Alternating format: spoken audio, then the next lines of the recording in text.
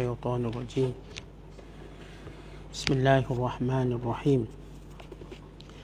إن الذين آمنوا والذين هادوا والنصارى والصابئين من آمن بالله واليوم الآخر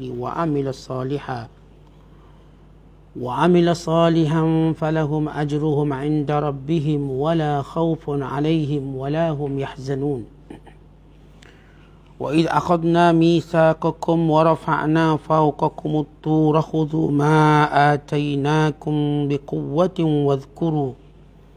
واذكروا ما فيه لعلكم تتقون ثم توليتم من بعد ذلك فلولا فضل الله عليكم ورحمته لكنتم من الخاسرين ولقد علمتم الذين اعتدوا منكم في السبت فقلنا لهم كونوا قردة خاسئين فجعلناها نكالا لما بين يديها وما خلفها وموعظة للمتقين صدق الله العظيم. Sesungguhnya orang-orang yang beriman dan orang-orang Yahudi dan orang-orang Nasara dan orang-orang Sabi'in, sesiapa di antara mereka itu beriman kepada Allah dan beriman kepada hari akhirat serta beramal soleh, maka bagi mereka pahala balasannya di sisi Tuhan mereka, dan tidak ada kebimbangan dari berlakunya kejadian yang tidak baik kepada mereka, dan mereka pula tidak akan berduka cita. Dan ingatlah ketika kami mengambil perjanjian setia kamu semasa kami angkatkan gunung Tursina di atas kamu, sambil kami berfirman, terimalah Taurat yang telah kami berikan kepada kamu, serta amalkannya dengan bersungguh-sungguh. Dan ingatlah, jangan lupakan apa yang tersebut di dalamnya supaya kamu bertakwa. Kemudian sesudah itu, kamu membelakangkan perjanjian setia kamu itu, tidak menyempurnakannya. Maka kalau tidaklah kerana limpah kurnia Allah dan belas kasihannya kepada kamu, dengan membuka pintu taubat, nescaya menjadilah kamu dari golongan orang-orang yang rugi. Dan sesungguhnya kamu telah mengetahui bagaimana buruknya akibat orang-orang di antara kamu yang melanggar larangan pada hari Sabtu. Lalu kami berfirman kepada mereka, jadilah kamu kera yang hina.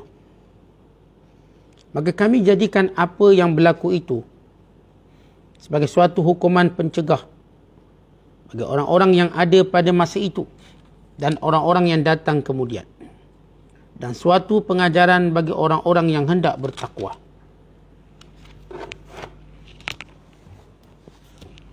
Masih lagi kita berada dalam penafsiran suratul Baqarah, bermula daripada ayat yang ke-62 sehinggalah ayat ke-66. Pada ayat yang ke-62, bila mana Allah Ta'ala berfirman, innal ladhina amanu wal ladhina hadu wan nasara was-sabi'ina man amana billahi wal yawmil akhir wa amila salihah. Sesungguhnya orang-orang yang beriman dan juga orang-orang Yahudi dan juga orang-orang Kristian, yakni pengikut Nabi Isa AS, dan orang-orang Saibin, yakni kelompok yang menyembah malaikat atau menyembah bintang di kalangan Yahudi dan di kalangan Kristian.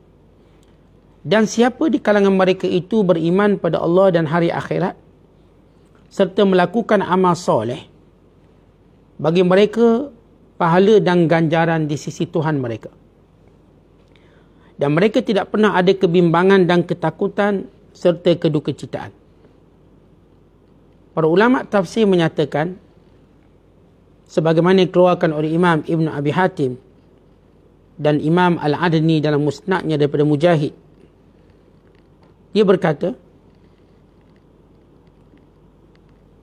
Sa'altu Nabi sallallahu alaihi wasallam an ahli dinin kuntu ma'ahu fazakartu min salatihim wa ibadatihim fanazalat. Kata Salman Al-Farisi, sebagaimana diriwayatkan oleh Mujahid, aku bertanya kepada Nabi sallallahu alaihi wasallam tentang kelompok-kelompok yang dahulu aku bersama dengan mereka, yang memang rajin sembahyang, rajin beribadat. Maka turunlah ayat ini. Kata Imam Al-Wahidi daripada Mujahid, ketika mana Salman Al-Farisi menceritakan kepada Nabi sallallahu alaihi wasallam kisah-kisah orang-orang yang pernah didampinginya sebelum dia memeluk Islam, maka baginda sallallahu alaihi wasallam menyatakan hum finnar, mereka semua dalam neraka. Lalu kata Salman, fa'azlamat alayya al-ard, aku melihat bumi ini gelap. Maka turun ayat ini, innal ladzina amanu wal ladzina hadu ila qawlihi ta'ala yahzanun qal faka'annama kushifa anni jabal, seolah-olah telah diangkat daripadaku gunung. Maksudnya, kita kenal Salman Al-Farisi. Di antara contoh orang yang sahabat yang mencari kebenaran, yang asalnya beragama Majusi, menyembah api, bukan beliau menjaga api. Sehingga suatu hari ayahnya ada keperluan di pasar, maka Salman ditinggalkan bersendirian untuk menjaga api, membiarkan ia sentiasa hidup. Tiba-tiba dia mendengar perbualan-perbualan tentang agama lain, menjadikan dia turun dan keluar daripada tempat penyembah api dan mula mendengar bicara tentang agama Kristian, yang menyebabkan dia meninggalkan Majusi dan memeluk agama Kristian. Dan dia dibawa untuk pergi ke Syam. Dan di sana dia mengikuti padri demi padri. Ada padri yang menyeleweng, ada padri yang baik, yang bertakwa kepada Allah, yang benar-benar melaksanakan perintah Allah. Maka bila mana mati salah seorang guru Salman Al-Farisi, beliau bertanya, siapakah lagi orang yang seumpamamu? Maka ditunjukkan orang padri yang lain. Maka demikian beliau belajar daripada padri demi padri, sehinggalah seorang padri berkata, sudah tidak ada orang yang sepertiku, melainkan ada seorang Nabi yang muncul di kota Madinah, yang berhijrah ke kota Madinah, kamu cari dia. Maka Salman Al-Farisi bergerak menuju ke Madinah. Akhirnya beliau ditangkap dan menjadi hamba kepada orang Yahudi. Namun Salman tidak berputus asa untuk mencari kebenaran Islam dan bagi mencari kebenaran Nabi Muhammad sallallahu alaihi wasallam. Maka diuji Rasulullah dengan beberapa pemberian. Diberinya sedekah. Maka Rasulullah SAW memanggil para sahabat untuk berkongsi sedekah, memberi sedekah pada sahabat.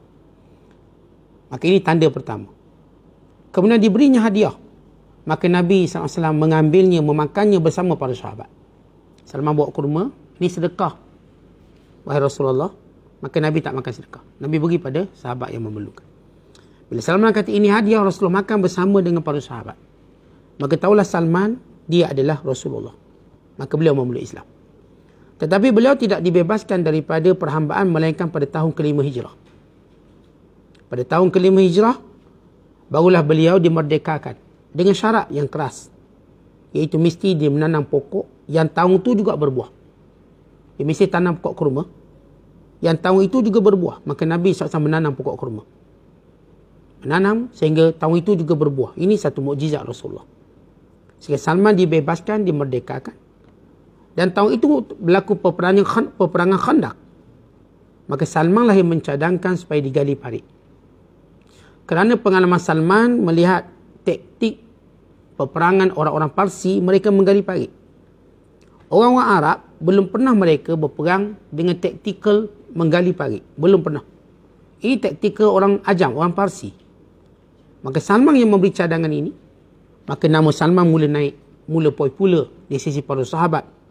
Sehingga Nabi SAW menyatakan, Salman minni wa ana min Salman. Salman itu daripada aku dan aku daripada Salman. Maksudnya satu keluarga. Dan orang-orang Aus, Khazraj ingin supaya Salman bentisab atau bernasab pada keturunan mereka. Aus, Khazraj kerana kemuliaan. Maka kata Salman, aku ialah anak Islam. Ana benu Islam, aku anak Islam. Nisbah pada Islam. Maka ini cerita Salman Al-Farisi. Jadi dia pernah mengikuti orang-orang baik di kalangan orang Kristian. Bila ditanya Nabi SAW, Nabi kata dalam neraka semua sebab dia tak beriman pada aku. Tetapi bila turun ayat ini, Salman pun rasa lega. Kenapa? Kalau benar mereka dahulu ahli kitab berpegang dengan kitab sebelum zahirnya Nabi Muhammad SAW, dan sebelum mereka bertemu dengan Nabi SAW, mereka mati dalam keadaan mendapat ganjaran, mendapat pahala. Dan yang mana yang masih hidup, yang bertemu dengan Nabi SAW, mestilah beriman kepada baginda SAW. Artinya orang dahulu yang memang berpegang teguh dengan ajaran Nabi Isa, yang berpegang teguh dengan ajaran Nabi Musa, dan mereka mati. Sebagaimana kisah Waraqah bin Naufal yang berpegang teguh dengan kitab. Tapi beliau mati sebelum Nabi SAW diutuskan menjadi Rasul. Waktu Rasulullah menjadi Nabi, maka cerita Waraqah bin Naufal di mana Khadijah membawanya bertemu. Kerana Waraqah bin Naufal sepupu kepada Khadijah, dan Waraqah tidak pernah menyembah berhala. Bahkan dia mengikut agama ahli kitab. Maka matinya dalam Islam. Jadi Allah turunkan ayat ini. Sesungguhnya orang yang beriman, dan juga orang-orang Yahudi, dan orang-orang Nasara, dan penyembah-penyembah malaikat, kalau benar mereka beriman pada Allah dan hari akhirat, dan melakukan amal soleh, bagi mereka pahala di sisi Allah.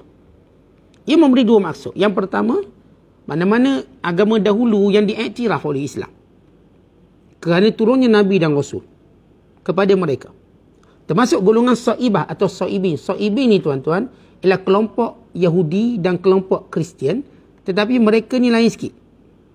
Mereka ini menyembah malaikat. Menyembah malaikat. Bila sebut menyembah malaikat, artinya mereka ni asasnya percaya kepada agama langit. Asasnya. Sebab beriman malaikat ni sifat orang beriman. Tapi mereka silap, gulu melampau. Maka golongan ini, kalau benar-benar beriman pada Allah, beriman pada hari akhirat, dan melakukan amal soleh, maka mereka mendapat balasan dan ganjaran di sisi Allah SWT. Tiada, makna yang pertama ialah yang dahulu sebelum Rasulullah dibangkitkan. Bila mana Rasulullah dibangkitkan, maka semua mereka mesti beriman kepada baginda sallallahu alaihi wasallam. Sama ada mereka ahli kitab, Yahudi, Kristian, Sabi'in. Mereka datang kepada Nabi SAW dan beriman pada baginda dengan sebenar-benar iman. Mempercayai baginda sebagai Nabi penutup akhir zaman dan kepada hari akhirat. Maka kejahatan mereka tak dikira. Sebab itu Nabi menyebut al-Islam yajubbu ma qablahu. Islam menghapuskan dosa yang lalu. Cerita yang dulu-dulu mereka menyembah lain daripada Allah, sesudah mereka beriman tak dikira lagi. Jadi mereka dikira suci, bersih. Kerana Islam telah menghapuskan segala-galanya. Baik, kalau kita sebut, bila Allah menyebut perkataan hadu, sebelum ini kita menyebut tentang Bani Israel. Ayat-ayat Bani Israel. Apakah Bani Israel dengan Yahudi ini suatu benda yang sama atau satu benda yang berbeza? Maka jawabnya, mereka ini satu benda yang berbeza. Kerana para ulama menggunakan istilah Bani Israel yang ia popular pada zaman Nabi Yusuf AS. Ya, dia anak-anak Nabi Yaqub. Kerana Nabi Yusuf memerintah Mesir, yakni punya kuasa di Mesir. Maka ia berakhir panggilan Bani Israel selepas kebangkitan Nabi Muhammad SAW. Maka habis panggilan Bani Israel. Adapun selepas kebangkitan Nabi SAW dan hijrah Nabi ke Madinah, maka Bani Israel sudah tidak dipanggil Bani Israel tetapi dipanggil Yahudi. Kenapa dipanggil Yahudi? Kerana penentangan mereka pada kebenaran yang dibawa oleh Nabi SAW. Tetapi baginda SAW waktu nak mengajak berdakwah, Nabi juga menyebut tentang Bani Israel. Sal Bani Israel, tanyakan kepada Bani Israel. Kerana Bani Israel merujuk kepada keturunan mulia para Nabi, orang-orang soleh. Manakala Yahudi merujuk kepada penyelewengan, makar, khadi'ah, yakni segala helah, tipu daya, kejahatan dan juga segala pindaan kepada kitab-kitab yang diturunkan. Maka disebut istilah Yahudi.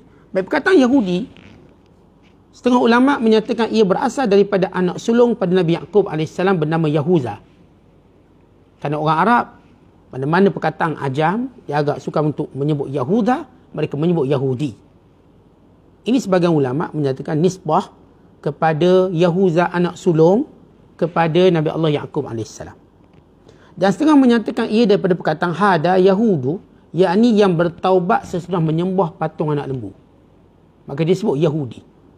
Tetapi para pentahqiq menyatakan nisbahnya pada Yahuda itu lebih tepat. Merujuk kepada anak sulung Nabi Allah Yaqub AS, Yahuda. Bukannya nisbah pada Taubat, kerana mereka masih lagi mencintai patung anak lembu. Wa ushriba fi qulubihimul ijl, masih berbekas dalam hati mereka cinta pada patung anak lembu walaupun mereka sudah meninggalkannya. Dia macam gini tuan-tuan ahli maksiat. Dia dah berhenti maksiat tapi dalam hati nak buat lagi. Dia dah berhenti, mungkin berhenti sebab dia sakit, tak sihat atau kerana penguatkuasaan. Tapi bila ada peluang buat lagi dia ni. Ini orang-orang Yahudi, asal Yahudi. Dan bila kita sebut Nasara, Nasara setengah menyatakan dia mengambil daripada sebuah perkampungan bernama Nasran. Nasran satu perkampungan di Syam. Maka dinamakan daripada Nasran itu ialah Nasara. Setengah menyatakan ia mengambil daripada perkataan Nasra, satu perkampungan yang pernah Nabi Isa lalu. Dia ambil dengan perkataan Nasara atau Nasrani. Setengah mengatakan bahawa Nasara diambil daripada perkataan tolong menolong, Nasrah atau Nusrah. Berdasarkan firman Allah Ta'ala waktu Nabi Isa bertanya kepada kaumnya, Man ansari ilallah, siapa penolong-penolongku dalam agama Allah. Maka bermula itu dinamakan Nasara. Ini penolong-penolong, pembantu-pembantu. Ada yang menyatakan dia daripada kampung Nasirah, ada yang menyatakan dia daripada kampung Nasran, dan ada yang menyatakan dia daripada perkataan Ansari, yakni tolong menolong. Manakala perkataan Saibin, yakni mereka ini berlainan dengan Kristian dan Yahudi. Walaupun mereka asal daripada kelompok ini. Maka orang Arab boleh sebut perkataan Saibah, yakni yang keluar daripada kelompok asal. Saibah. Maka mereka menyembah, ada kalangan mereka yang menyembah malaikat. Ada kalangan mereka yang menyembah kaukab. Kaukab yakni bintang. Kata Imam At-Tabari, As-Sabi'un jamak pada Sabi', iaitu dia seumpama seorang yang kita katakan keluar daripada satu agama, maka dianggap sebagai murtad pada agama tersebut. Maka disebut sebagai Saibah. Kelompok-kelompok ini kata Allah Ta'ala, kalau sekiranya mereka benar-benar beriman kepada Allah dengan meninggalkan perbuatan-perbuatan kufur mereka, syirik mereka, dan kembali kepada fitrah, sebagaimana firman Allah Ta'ala, kullil ladzina kafaru in yantahu yughfar lahum ma qad salaf. Katakanlah kepada orang kafir, kalau kamu berhenti daripada kekufuran kamu yang dulu-dulu, kami ampunkan. Ini pengkhabaran siapa pun yang membenarkan Nabi sallallahu alaihi wasallam yang hadir sekarang dengan apa yang Allah Ta'ala berikan kepada baginda daripada Al-Quran, sama ada di kalangan orang Yahudi atau Nasara, atau mana-mana yang telah menukar agama, keluar daripada Kristian, keluar daripada Yahudi, lalu beriman dengan Allah yang esa dan tidak menyekutukannya, dan beriman dengan hari kebangkitan, dan melakukan amal soleh, bagi mereka balasan atas perbuatan mereka yang soleh itu dengan balasan yang besar di sisi Tuhan mereka. Dan Allah Ta'ala akan hilangkan rasa ketakutan dengan segala huru-hara kiamat, dan mereka tidak akan berduka cita dengan apa yang berlaku di dunia, kerana mereka melihat nikmat di syurga yang disediakan untuk mereka. Dan ayat ini secara jelas menyatakan bahawa mana-mana ahli kitab tidak akan sempurna iman mereka lagi sesudah kebangkitan Nabi SAW, melainkan mereka mesti beriman. Kerana itu Rasulullah menyebut, lau kana Musa hayyan ma wasi'ahu illa an yattabi'ani. Kalau Musa pun masih hidup, dia pun kena ikut aku. Bukan kata Yahudi sekarang. Musa AS kalau hidup, dia pun kena ikut aku, beriman pada aku. Ini menunjukkan Islam menasahkan semua agama-agama lain, yang menghapuskan agama-agama lain. Kalau dulu tuan-tuan Kristian diterima, Yahudi diterima, Saibin diterima, selagi mana mereka menjaga betul-betul agama mereka dengan asas kepercayaannya kepada Allah SWT. Tetapi bila mana bangkit Nabi SAW, semua tidak diterima. Kerana itu Allah turunkan ayat, Inna dina indallahi Islam, agama yang diakui cuma Islam. Kerana itu Allah Ta'ala berfirman, wa man yabtaghi ghairal islami dina falan yuqbala min wa huwa fil akhirati minal khasirin. Siapa yang mencari selain daripada Islam, Tuhan tak terima, maka dia di hari akhirat kelak menjadi orang-orang yang rugi. Baik, sesudah Allah menyebut satu statement umum tentang asas keimanan, kerana sebelum ini kita tengok diceritakan kisah Bani Israel yang lawang Nabi Musa. yang minta macam-macam dengan Nabi Musa AS, yang mempermainkan Nabi Musa AS, sehingga mereka dikutuk dan dilaknat, dan mereka terus kufur kepada ayat-ayat Allah, bahkan mereka membunuh para Nabi, mereka melakukan penderhakaan. Maka pada ayat yang berikutnya Allah seolah nak ajak balik, yang dah jahat bukan maknanya kamu jahat kekal sampai bila-bila. Kalau kamu kembali beriman pada Allah, maka disediakan balasan yang baik.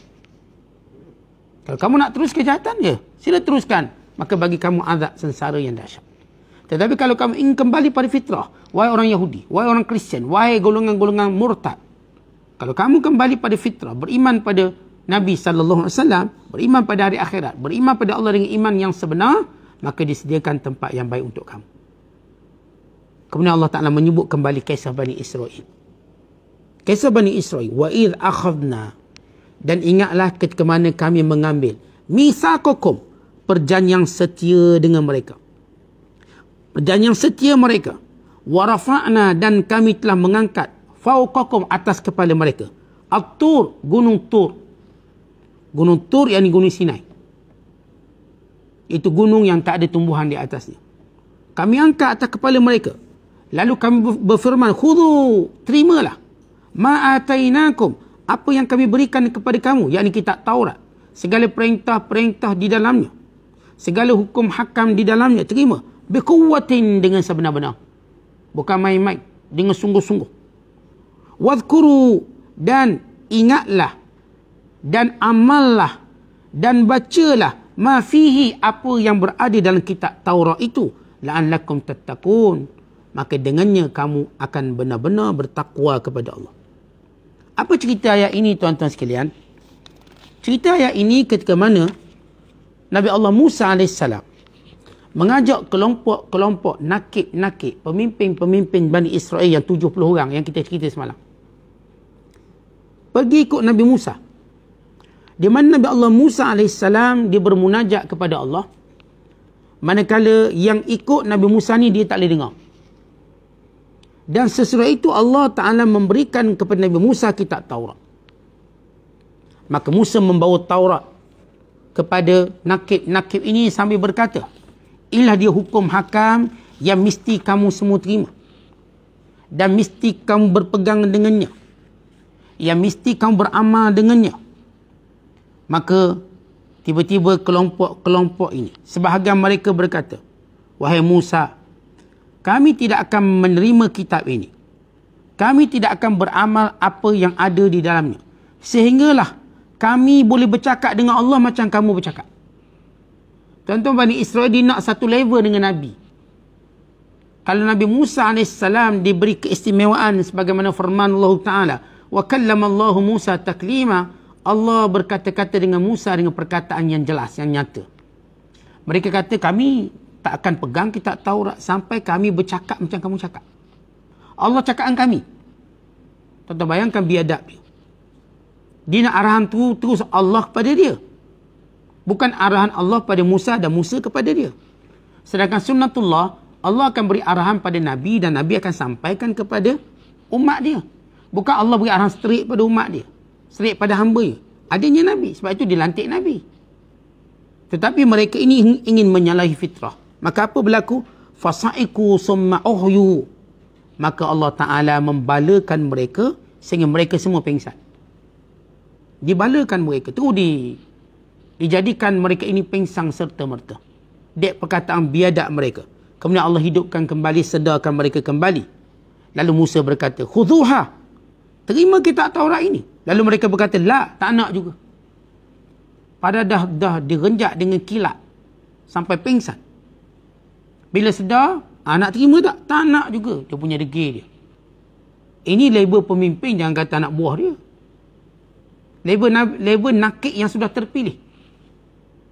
Nakik-nakik yang sudah terpilih daripada setiap keluarga, daripada 12 keluarga. 12 kabilah besar. Melainkan sebahagian yang memang beriman pada Allah, sebahagian kecil. Yang puratanya lawan. Sebahagian kecil ini yang bersama dengan Nabi Musa AS. Lalu bila mana mereka enggan, maka Allah Ta'ala memerintahkan malaikat untuk mencabut gunung. Cabut gunung tersebut. Sebesar-besar gunung Lalu diangkat seumpama bayang di atas kepala mereka bagaikan awan. Angkat gunung atas kepala mereka. Kemudian malaikat mendatangi laut, bawa laut duduk belakang mereka. Bila mereka paling belakang nampak lautan luas. Bila mereka jenguk ke atas nampak gunung besar. Kemudian malaikat bawa api depan mata mereka. Tengok depan api, atas gunung, belakang laut. Habis makhluk Allah ambil nak ugut mereka atau nak beri amaran pada mereka supaya terima kitab Taurat. Tuan-tuan, dalam ketakutan macam tu, dalam keadaan ngeri yang macam tu, lalu mereka pun terus sujud sebagai taubat kepada Allah. Tapi cara mereka sujud itu aneh sikit. Mereka sujud sebelah pipi. Sebelah lagi tengok takut-takut jatuh atas kepala. Akhirnya menjadi amalan mereka sampai hari ini. Sebab tu orang Yahudi dia pergi dekat dinding tangisan, dia akan letak pipi je. Tak pipi. Yang sebelah, tak. Dia tak akan letak. Dia tak akan ngadap macam dia tak sebelah ni. Kenapa? Itu cara dulu datuk nenek moyang mereka buat. Datuk nenek moyang mereka buat sebab takut gunung tu jatuh atas kepala. Tunjukkan tak ikhlasnya mereka dalam sujud kepada Allah. Hanya kerana takut gunung tu menimpa mereka. Bukannya takut Allah yang memerintah pada mereka. Maka ini kalangan kelompok-kelompok yang amat degil. Akhirnya mereka menerima Taurat tersebut. Anehnya tuan-tuan sekalian, sesudah mereka bersetuju menerima Taurat, dengan Allah letak gunung atas kepala, lautan di belakang, api di hadapan. Sebaik sahaja benda tu tak ada, gunung dah diletakkan kembali tempat asal, mereka bergerak menuju ke tempat mereka. Apa kata Allah? Summa tawallaitum min ba'di dzalik. Kemudian mereka berpaling, tetap mengingkari apa yang ada dalam Taurat. Tak nak beramal juga. Falaula fadlullahi alaikum. Kalau tidak kerana kasih belas Allah, rahmat Allah, lakuntum minal khasirin, nescaya kamu binasa dah. Tapi aneh, Allah terus beri peluang kepada puak-puak bangsa Yahudi ni, Bani Israel ni. Kenapa? Kenapa Allah beri peluang? Nak beritahu supaya sejarah terus melihat betapa kelompok paling degil sekali. Sebab itu kelompok ini layak dilaknat oleh Allah sampai hari kiamat. Kerana Allah beri dia peluang. Dengan Nabi-Nabi yang awal diutuskan, sehingga Nabi terakhir Nabi Isa AS, peluangnya ratusan tahun, ribuan tahun. Mereka terus mensia-siakan dengan sifat jahat. Sehinggalah lahir bangkit Nabi Muhammad SAW. Mereka buat benda yang sama. Mereka buat perkara yang sama. Sebab itu bangsa ini dilaknat, akhirnya menjadi pengikut Dajjal. Untuk dibunuh oleh orang Islam. Kemudian Allah Ta'ala menyebut, habis cerita kisah Gunung Sinai yang diangkat atas kepala mereka. Dan Allah menyebut kisah yang seterusnya, atau kalau kita lihat ini kisah yang kedua dalam Al-Quran. Walaqad alimtumul ladzina i'tadaw minkum. Sesungguhnya kamu mengetahui satu kelompok yang melanggar perintah Allah di kalangan kamu juga, kalangan Yahudi juga. Fis sabti, pada hari Sabtu. Faqulna lahum, kami katakan kepada mereka, jadilah kamu kera-kera, monyet-monyet yang hina, khasiin yang hina. Faja'alnaha, dan kami jadikan apa yang berlaku itu nakala, sebagai pengajaran yang kuat. Lima baina yadaiha, kepada kelompok yang ada pada zaman tu. Wama khalfaha, dan kelompok yang sekarang berada. Kelompok yang ditinggalkan, yang masih hidup hari ini. Wama idhatan, dan bagi orang beriman ia menjadi pengajaran sepanjang zaman. Allah namakan dia nakalan. Nakal, suatu akibat yang buruk untuk diambil pengajaran. Bagi orang beriman perlu dipanggil mau'izah. Mau'izah artinya sebagai suatu ingatan kepada orang beriman. Apa cerita kelompok ini tuan-tuan sekalian? Diceritakan kelompok ini ialah kelompok yang setengah menyatakan ia pada zaman Nabi Allah Musa AS, setengah menyatakan ia pada zaman Nabi Allah Daud AS. Ceritanya tuan-tuan sekalian, bagaimana kelompok-kelompok ini yang memegang satu perintah bahawa mereka tidak boleh bekerja pada hari Sabtu. Tetapi mereka dibenarkan bekerja pada hari-hari yang lain. Ini kerana sifat ataupun kerana perkataan mereka sendiri. Mereka kata Allah ciptakan langit dan bumi 6 hari, satu hari lagi Allah rehat. Dan hari yang Allah rehat itu hari Sabtu. Maka kami pun nak rehat. Kerana itu Allah mengharamkan mereka bekerja hari Sabtu. Kerana kata-kata mereka tadi. Pada hari Sabtu mereka hanya dibenarkan pergi tempat ibadat untuk beribadat. Mereka tidak dibenarkan bekerja sama sekali. Mereka hanya dibenarkan untuk menguatkan agama mereka. Maka apa jadi tuan-tuan sekalian? Ketika mana ada satu perkampungan yang berada di tepi pantai. Ketika mana datangnya hari Sabtu, tiba-tiba ikan datang melimpah ruah. Ikan datang melimpah ruah.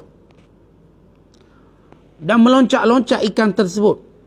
Sehingga menyebabkan mereka kita katakan teruja melihat jumlah ikan yang banyak. Tetapi ia bertentangan dengan ajaran Taurat yang mereka pegang, haram bekerja hari Sabtu. Maka terpaksa tengok, pada hari yang lain ikan tadi tu masuk ke dasar laut. Memang tak jumpa hari lain. Hari Sabtu je keluar. Lalu salah seorang lelaki di kalangan mereka, pada hari Sabtu dia pun tangkap ikan. Asal ditangkap seekor je tuan-tuan, tangkap seekor. Kemudian dia ikat benang kat ikan tadi. Ikat benang dan lepas balik. Macam kita sebut kait ikat joran lah. Maka ikan tu masuk ke dasarnya. Maka dia pun pacak. Pada hari Ahad dia ambil. Maka dia pun bakar ikan. Bila bakar ikan, orang kampung bau. Ni bau ikan ni. Cek mana ikan ni? Rupanya ada seorang pemuda yang buat. Lalu mereka tengok, mereka tak ingkari. Mereka pun ikut sama. Hari Sabtu pakat cocok ikan tapi tak ambil. Biar dalam laut. Dia biarkan pada pancing. Nanti hari Ahad mereka angkat. Datang geng-geng yang agak-agak besar lagi. Kalau macam ni seekor dua dapat. Mereka tu buat tasik tu, gali lubang, alih air supaya ikan masuk situ. Bila masuk mereka sekat. Mereka tak tangkap. Hari Ahad tangkap. Datang yang lain yang besar lagi buat kolang lagi banyak. 5-6 kolang pula buat. Dan makin lama makin berleluasa. Tapi mereka tak tangkap hari Sabtu. Mereka helah. Lalu kelompok Bani Israel terbahagi pada 3. Sebahagiannya yang melakukannya. Sebahagian yang mengingkarinya, melarang. Jangan buat macam tu. Ini kan dilarang dalam agama kita. Allah Ta'ala tak benarkan. Allah dah haramkan kita bekerja hari Sabtu. Satu kelompok lagi tak campur orang ni dan tak beri nasihat. Bukan mereka berkata pada pemberi nasihat, lima ta'idhuna qauman, kenapa kamu duk ingatkan beri amanah pada kaum yang dia tunggu kebinasaan Tuhan je tu. Ada satu kaum, kelompok Bani Israel tadi, mereka ni tak nak larang sebab mereka rasa kaum ni akan binasa nanti. Ada satu kaum pula tahu mereka ni akan dibinasa sebab melanggar perintah Allah, tapi pergi larang juga. Supaya apa? Supaya mereka ada jawapan di hadapan Allah nanti. Akhirnya kelompok yang melarang dan kelompok yang tak nak campur mula membina tembok menghalang. Jangan bergaul dengan pokok pasik ni. Yang melanggar perintah Allah. Tiba-tiba, satu hari mereka dapati senyap. Tak bunyi apa. Orang sebelah tak bunyi apa. Apa berlaku pada orang sebelah? Lalu mereka mula mengintai-ngintai. Mereka lihat semua rumah tertutup. Dalam keadaan ikan yang meloncat-loncat, tak ada orang lagi tangkap. Tetapi pintu rumah semuanya tertutup. Lalu mereka mula keluar. Yang golongan yang tak terlibat. Mula mengintai-ngintai apa terjadi. Rupa-rupanya mereka ini telah bertukar menjadi monyet. Dan malu untuk keluar rumah. Dah jadi monyet. Kita tuan-tuan keluar jerawat sebiji pun tak keluar rumah. Keluar jerawat sebiji nak keluar rumah malu dah ustaz. Jerawat ada. Tu baru jerawat. Ini tukar jadi monyet. Berhubung dengan mereka bertukar menjadi monyet ini, setengah ulama kata memang mereka bertukar monyet secara fizikal. Tetapi akal mereka akal manusia. Mereka tak boleh bercakap. Setengah ulama berkata yang ditukar cuma sifat mereka. Fizikal mereka kekal pada manusia. Sifat mereka tu monyet. Tak boleh bercakap. Dia bunyi suara monyet je. Tetapi fizikalnya manusia. Pendapat yang paling tepat ialah mereka memang bertukar menjadi monyet berdasarkan ayat Allah. Bila Allah kata kunu kiradatan, jadilah kamu monyet-monyet. Khasiin, yang hina. Bila dari manusia tukar jadi monyet, memang hina sungguh. Akhirnya bila kelompok-kelompok yang melarang mereka datang, lalu monyet ni pun keluar sambil mencium baju orang ni, sambil menangis. Lalu orang ni berkata, bukankah kami dah larang kamu? Kami dah larang, jangan buat, nanti akan datang akibat Allah. Tapi kamu mempersendakannya, kamu mempermain-mainkannya. Kerana Allah biarkan mereka satu tempoh yang panjang dalam pelanggaran hukum. Sebab itu bahaya. Sebagaimana disebut oleh Nabi sallallahu alaihi wasallam, innallaha yumli 'alal zalim wa idza akhadhahu lam yufrithu. Allah sengaja memberi tempoh kepada kelompok tertentu untuk terus buat zalim tanpa dihukumnya. Tetapi bila sampai hari hukuman, Allah takkan lepaskan. Sebab itu orang-orang buat jahat, jangan seronok kalau hari ni kita belum kena hukum. Tak ada pun kena hukum, Ustaz. Saya tak sembahyang, tak kena hukum apa pun. Saya tak puasa, tak kena hukum apa pun. Saya tak pernah bayar zakat, okey je. Allah membiarkan satu tempoh. Bila kamu kena, tak akan ada orang boleh tolong kamu. Habis, kamu tu habis. Terus su'ul khatimah. Maka kelompok ini tuan-tuan bertukar monyet selama 3 hari. Dalam tempoh itu mereka tak makan, mereka tak minum. Sedihlah tukar monyet. Akhirnya semua mereka binasa, mati. Supaya kita tahu bahawa tidak ada keturunan monyet di kalangan manusia, tak ada. Walaupun orang barat dengan teori Darwin tetap cuba nak kaitkan manusia dengan monyet, dengan buat apa nama ni, filem apps, iaitu apa ni, daripada planet apps yang keluar monyet-monyet yang kononnya berteknologi tinggi, lebih cerdik pada manusia. Dan teori Darwin yang menyatakan manusia dari monyet. Semuanya ini untuk menutup kesalahan manusia. Orang yang cuba melupakan pengajaran yang terbesar, melawan perintah Allah. Lalu kononnya menyebut spesies monyet ini satu spesies yang hebat. Realitinya monyet ini ialah spesies yang dihina oleh Allah, satu gambaran penghinaan Allah Ta'ala pada manusia. Setengah ulama kata, orang-orang muda di kalangan mereka bertukar menjadi monyet. Manakala orang-orang tua bertukar menjadi babi. Yang muda jadi monyet, yang tua jadi babi. Yang tua ni dia tak pergi ke laut, tapi dia macam menyokong orang muda. Dia sokong orang muda. Sama-sama nyokong. Akhirnya muda menjadi monyet, yang tua menjadi babi. Dan tidak terselamat melainkan kelompok yang mencegah mereka. Sama ada golongan yang mencegah atau mengingkari mereka. Dan tempoh mereka, kata ulama', hanya 3 hari. Akhirnya mereka mati.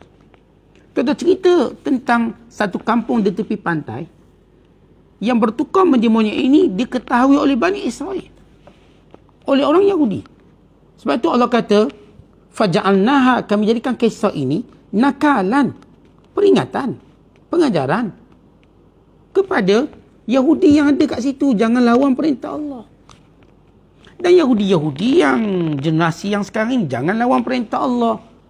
Jangan kamu palsukan kerasulan Nabi Muhammad sallallahu alaihi wasallam. Ingat, cerita monyet ni kan segar lagi dalam ingatan kamu, masih tercatat dalam kitab-kitab kamu. Allah Ta'ala boleh tukar kamu jadi monyet dan jadi babi. Bahkan kisah tukar monyet jadi babi ini salah satu hukuman pada Bani Israel atas setiap kesalahan mereka buat. Ia bermula daripada kelompok yang bekerja hari Sabtu. Akhirnya kesalahan-kesalahan yang dilakukan oleh Bani Israel menjadi kebiasaan Allah Ta'ala tukar mereka jadi babi, jadi monyet. Sehingga mereka takut, nanti jadi babi, nanti jadi monyet. Itu terus menjadi igawan mereka.